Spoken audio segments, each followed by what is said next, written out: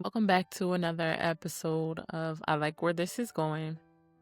So, this is going to be the part 2 of the introduction episode, and sort of originally where I wanted it to go before we had to pivot due to recent events. I just wanted to come on and say a little bit of how we got here. How did we get here? Me being a mom of 5 children. So it began when I had my oldest son. I was a teenager. It didn't hit me that I had a kid, that I was responsible for someone else. About when he was turned 2, I had a lot of support with him. I had a village. I had my mom, my dad, my brothers, cousins, neighbors. I had so many people, even complete strangers who then turned into be family. I had a lot of help. It took a lot of that responsibility off of me. As a teenager in high school with a kid, it was difficult. And I don't think even in the thick of it that I understood the full picture, but now as an adult in my 50s, I understand that the responsibility of bringing someone into the world, you have to change your mindset. You can't just go on continuing to live life the same way that you've always lived life. You have to shift your understanding. You have to shift your believing of anything. You can't just get up and go. You got to pack a bag. You got to change your clothes. Check the weather. Is it cold outside? Does baby need a hat? Does the baby need some socks? Things like that. How long are you going to be out? Do you need to plan for meals? These are the things that you think of when you have a kid. Having a kid is not something that you think about lightly. It is now my responsibility. I am now responsible for someone else other than myself. I'm still a kid myself. Didn't really hit me until this kid was 2 years old. It really someone's mom. He was at my prom. He was at my high school graduation. A lot of people, they counted me out that I probably wouldn't have graduated, probably just went on to just be a low life nothing. I carried that. I carried that with me. I also believed that. So it was me shifting into motherhood. I was also shifting into adulthood. I was shifting into the stereotypes as a single mom, not graduated high school. So I felt there was something to prove. I had something to prove, but I couldn't, in the beginning stages of it, I could not see that they're counting me out. I'm going to count me out too.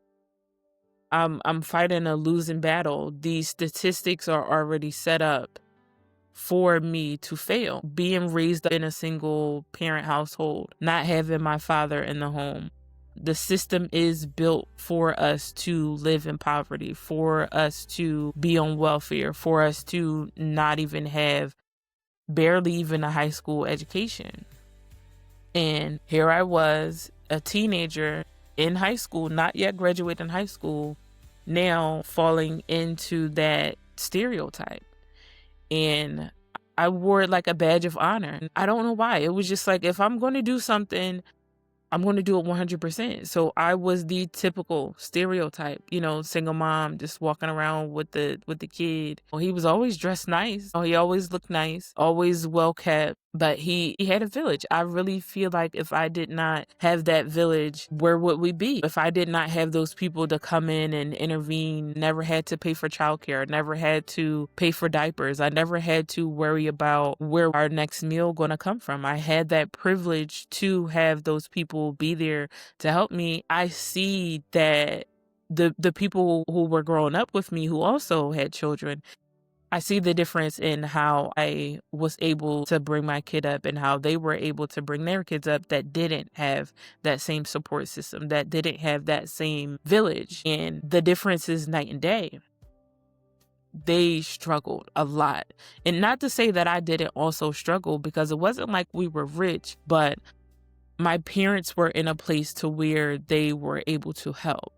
my siblings were in a place where they were also able to help. Family and friends, just people just surrounding us, they were in a stage of, we're going to help you because this is happening. This is real. I'm like, I have to do something. And it was just not me. Like, because I like nice things. I like to dress nice. I like to have my hair nice. I like to have my hair braided. I like the little gold hoop earrings with my name in them, and, the newest phones. And this is in the early 2000s, mind you. So, the fashion was a little bit different, but I was a teenager. I was a kid. I wanted those things. I have to get those things, and then I also have to present a certain way for this kid to be. So I just made it happen. He was my only kid for about 5 years. Then when I became an adult, I did have another kid, and I got married. I would say I didn't get married for the right reasons. Love was not present. It was a marriage of convenience. I'm a single mom. I need a father for my kid. You don't have any kids. We're both hardworking people. We're both, trying to get to a certain point, and we got married and we moved halfway across the country. And just a little short while, I realized that was the worst mistake of my life. I had this idea of my life. I didn't want to be a baby mama. If we're going to move halfway across the country, I'm not going to be your baby mama. I'm going to be your wife. We got married and we were alone because they work for an airline, so they were never there. So we were alone a lot. I had to be very resourceful because if anybody knows anything about living in Georgia, there's really no public transportation that you can really rely on. And then I'm not talking about living in Atlanta. I'm talking about living in the country. It wasn't like completely boondocks, but the nearest grocery store was 5 miles away. It wasn't until we moved to Georgia that I realized the trouble I was in, the person that I had married, and they showed themselves. They showed their true colors. And I realized that it wasn't a domestic violence relationship in the aspect of being physically abused. It was a domestic relationship where he controlled the money. He controlled what I did. He controlled if I worked, if I left the house. He controlled that. I'm young. I'm in my early 20s. I am away from my mom, from my siblings, from everyone. At this point, I was still grieving my dad, as my dad had only passed just a short while, maybe a year or so. I was still stuck in grieving. I had moved away from everything I knew, alone. And I'm not realizing that this is happening to me. I'm not putting 2 and 2 together that this is an abusive relationship because I was not being physically harmed. So I chose to look the other way because people who are in a domestic relationship or being abused, they have bruises, they have scars. I knew how to fight. No one was going to put their hands on me without me fighting back.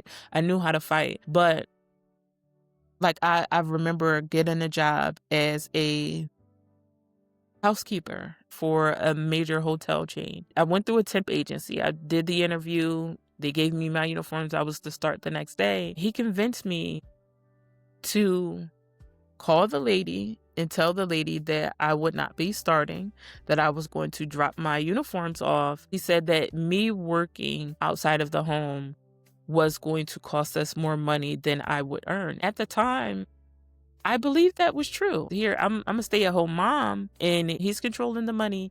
He's controlling everything that we do. I don't have my own bank account. I don't have my own finances, and my family are miles away, not realizing that all of this is going on. They're thinking that we're okay because I didn't know anything was wrong. So I didn't know that I needed to get help. He convinced me that I needed to be a stay-at-home mom, and that not in so many words, but he was very persuasive. He did it in a way where he tried to reason with me. Like, you're going to be paying for childcare now, and your paycheck is probably only going to be this amount. So it's not worth for you to pay for childcare. And then What about our son? He has to get off of the bus. Who's going to get him off the bus? And in the morning, who's going to make him breakfast? So it's just like he's saying all of these things, and I'm like, yeah, this is right. Like, like I was doing all of these things before, and now I'm about to change our family dynamic because I'm going to no longer be able to do those things. And I'm like, yeah, you're right. I don't want anybody to have to do those things for my kids,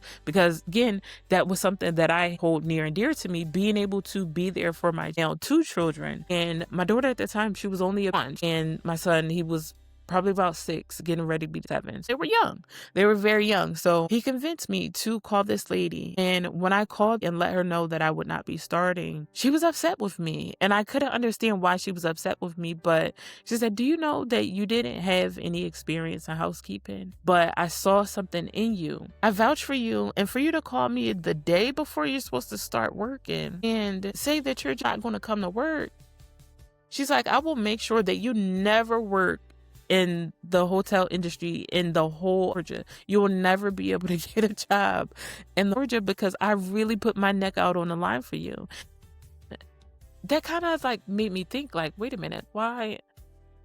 It was really a good opportunity. I was going to be making a lot of money back then. I was going to be making back in 2011, I was going to be making $22 to $23 an hour. Money back then at that time, that is a lot of money.